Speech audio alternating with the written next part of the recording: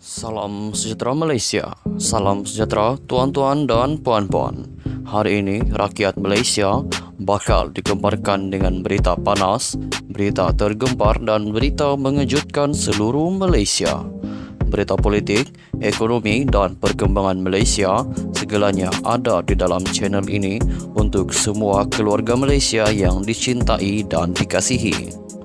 Mari kita menonton video ini. Sebelum itu, sila pertimbangkan untuk tekan butang like, komen, share dan subscribe serta aktifkan lonceng notification supaya anda tidak ketinggalan dengan info-info terkini daripada channel ini. Berita kita akan bermula dalam kiraan 1, 2, 3. Berita bermula sekarang. Hai, hello, salam sejahtera kepada seluruh rakyat Malaysia. Berita hari ini dipetik daripada beritaharian.com. PRU ke-15, Agong perkenan lanjut tempoh bentuk kerajaan hingga jam 2 petang esok. Berita penuh yang di-Pertuan Agong Al-Sultan Abdullah Riayatuddin Al-Mustafa Billah Shah berkenan melanjutkan tempoh masa kepada parti politik untuk membentuk kerajaan sehingga jam 2 petang esok.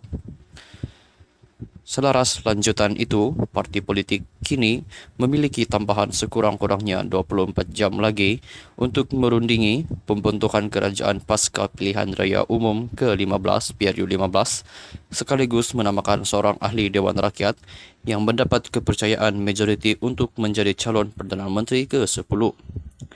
Datuk Pengelola Bijaya Diraja Istana Negara, Datuk Seri Ahmad Fadil Samsudin, berkata baginda memberi perkenan itu selepas Ketua Parti dan Gabungan Parti Politik memohon Istana Negara melanjutkan tempoh masa berkenaan yang asalnya ditetapkan berakhir jam 2 petang hari ini. Adalah dimaklumkan yang di-Pertuan Agong menzahirkan titah perkenan supaya proses bagi ketua parti dan gabungan parti politik mengemukakan gabungan pasca PRU ke-15 bagi pembentukan kerajaan baharu dan pencalonan bakal Perdana Menteri Malaysia ke-10 dilanjutkan sehingga jam 2 petang esok. Titah perkenan Seri Paduka Baginda itu adalah susulan permohonan daripada ketua parti dan gabungan parti politik yang telah diterima Istana Negara hari ini.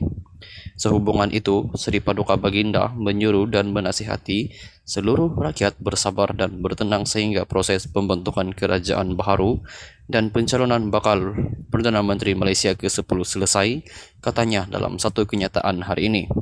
Semalam, Al-Sultan Abdullah menitahkan supaya gabungan parti politik mengemukakan nama seorang ahli Dewan Rakyat yang mendapat kepercayaan majoriti untuk menjadi calon Perdana Menteri ke-10 kepada Istana Negara sebelum jam 2 petang hari ini.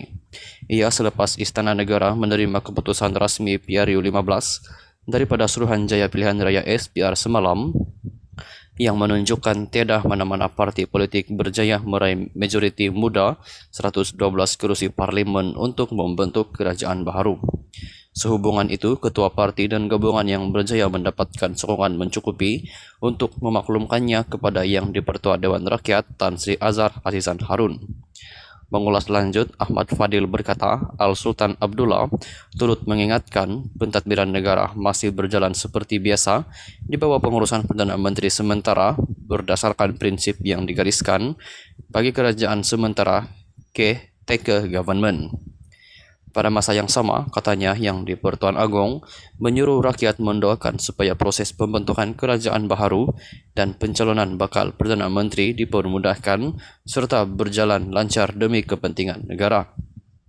Baginda seterusnya turut menyeru rakyat untuk bersama mendoakan semoga Malaysia dirahmati dan diberkati serta dilindungi daripada sebarang bentuk bencana dan musibah, katanya. Sama-sama kita menantikan siapakah Perdana Menteri yang ke-10 bagi negara kita yang tercinta, Malaysia.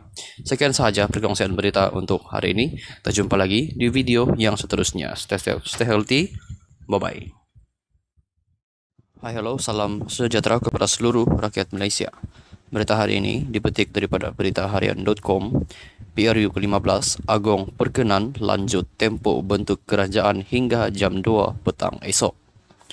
Berita penuh Yang di-Pertuan Agong, Al-Sultan Abdullah Riayatuddin Al-Mustafa Bilasyang berkenan melanjutkan tempoh masa kepada parti politik untuk membentuk kerajaan sehingga jam 2 petang esok.